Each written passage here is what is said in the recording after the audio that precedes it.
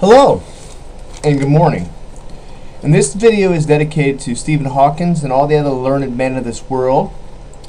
I want them to think a little more in-depthly about the things that they believe in as far as the concerns of the universe and the physical nature of things around them, as far as physics is concerned, and all the aspects of things that are out there to think on. But today, I'm just going to focus today on what I've really been thinking about. I was thinking about the thought that all things are in a constant state of change. So I have a theory called the law of change. And I also have another theory that probably coincides with that called the law of neutrality. Now, in its effects on possible effects of equality in dimensional shifts. Okay, but I'm not going to get in depth right away. But I'm going to talk to you here right now. I'm going to give you statements, and I want you to elaborate and maybe find out and give an answer yourself. But I'm also going to give an answer as well. So this is like a question and answer type thing. So let's just start. I've written here, everything is in a state of change and transformation. And I put here, what is the cause?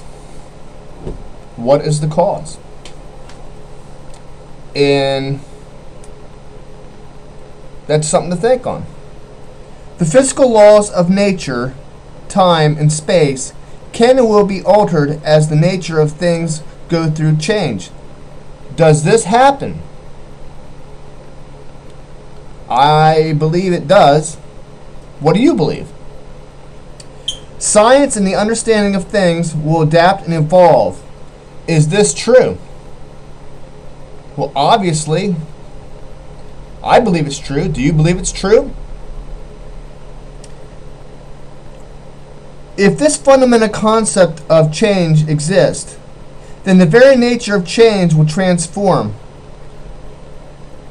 I would say this would happen over time, but even time will not escape the possibility of change. I'm trying to look directly at the camera, but I have to look down at this paper that are written because I don't have it verbatim. What roles will play in the pattern of change and changes? Who's to know? Do you know the outcome of change? Do you know the outcome of things around you? Can you actually identify with what's actually going to change? You can anticipate, you can even contemplate, but do you actually know? So it's kind of a mystery. But like I said, you can contemplate it. Well, let's see in the physical world what brings about change. Well, let's make it simple. Okay? Man's ability to see and make changes, meaning his ability to think and develop a pattern, or as we call it, pattern learning. This thing which brings about thought and intelligence. So, in effect, do we affect change? I would say a resounding yes. So there's change in effect again. There was a time when our understanding of science was limited as far as the nature and things around us. I would say this is true. There was a time where we were limited in understanding things. There weren't microscopes. There weren't high-tech equipment. People didn't have a new grasp on anything yet. But as time went on, time went on, we developed and we understood things just a little bit more, and then we found out that things were true and were not true. Let me keep going here. Science and understanding are adapted and evolving. Now, or receding. So, like I said here, science and understanding are adapting, evolving, and receding. So there may have been times in our growth as human beings that we actually receded from our understanding of things. Now, there would be a lot of factors, like factors in change, religion, societal beliefs that hold us back from change or cause us to recede from change. But that's still change. When you're reverting back from what's going on, what's developing, you're receding from it, it's still change. So there's the effect of change in action itself again. And I would ask you, what do you think? Okay, now I'm interested in this thing too. Is the speed of light constant? Okay. If our world and our universe is in a state of change, right, and things can be altered, who's to say that the speed of light is constant? Have we been around here long enough to actually say that the speed of light is constant? We come up with a mathematical idea and the concept that light speed remains the same, but Einstein's theory of relativity has been flawed somewhat because things do move beyond the speed of light, and this is proven throughout. There are galaxies in the universe moving at the rate of the speed of light and beyond. So, was he absolutely right? Maybe to a degree. I would say he was right. His theory of relativity is right to a degree. But you got to understand that maybe he wasn't projecting what would happen if you can go beyond the speed of light. He was just looking at the possibility that you can't do it because of the findings that he had at that time. If he would have lived longer, maybe he would have come up with the idea that maybe there's a possibility for all things, a possibility for change, a possibility that the speed of light could be altered. Let me go on here. I don't want to waste time. How old is the universe? One can only speculate, for what I'm writing here, one can only speculate how old the universe is. Now, with quantum theory and quantum physics, it is the onset of adaptation in evolution in scientists and the known physical laws what the outcome will be. In other words, what I'm saying, science is continually changing. We came up with quantum theory and quantum mechanics and all that stuff. We found some factual things, that there's some weird science out there. And that would equate to change as well, would it not? From our known sciences, our known physical laws. So there's a possibility they could be altered. And that is change once again. What happens at the speed of light? What happens when something exceeds the speed of light? Now this goes on to my theory of neutrality. My theory is this. Once something reaches the speed of light and beyond, I would say when it gets to a point to it reaches its maximum, okay, when you're going beyond the speed of light and things slow down, you come to a point of stillness, which I call neutrality, which is a new theory, I believe. I don't think anybody else has come up with it yet, but it's my theory, and I'm standing by my theory. I believe that a point, imagine a bubble in space. Just imagine in your mind a bubble in space, a motionless bubble, and you're in this motionless bubble, okay? And space and time move around you, okay? You're there, and space and time move around this bubble. You're stationary, but space and time moves around you. Okay, you're still, you're motionless, but everything else around you is in motion. Now, that would indicate that, you know, they were always talking about when you go at the speed of light, you slow down and things around you age. Well, what I'm saying is if you get to a specific speed and you get to a point of neutrality, that time and space become one, okay, for you, okay, because you're at a point of stillness. And I believe this how aliens, I mean, you can think this is crazy, but that's fine. But this is the point of theory. That aliens move at this rate called neutrality. This is how they defy distances in the effects of time when they travel to distant planets. So if they're coming here, like people say they believe that aliens come here. Well, if they were traveling at light speed or below, the people on their planet would age and decay.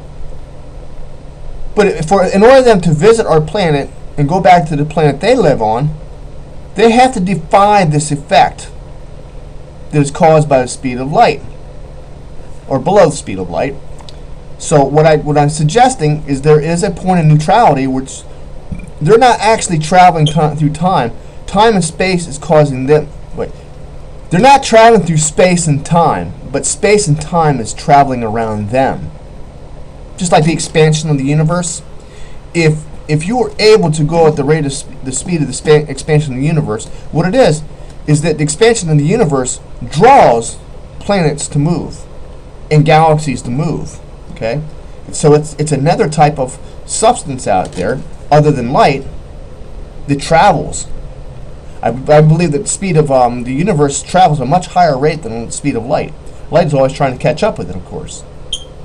If it was possible, it'd be at a point of equality, and the speed of light would have no time variable. It would be just present. That's just something to think on. Okay, let me go here.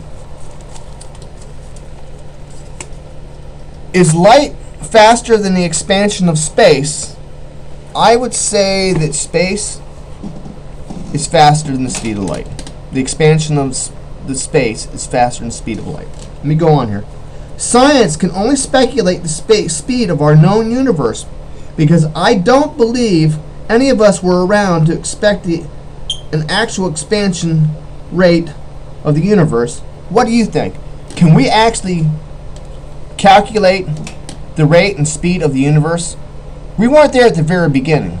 We can only speculate from the distance of planets and universes that are known to us how fast the universe is expanding. But you got to understand there are different rates of speed between galaxies, and galaxies recede each other. So there is a distortion in speed and time out there. So that's a question of change again. So we can't accurately calculate, from my understanding, the actual speed of the universe and the actual speed of things around us.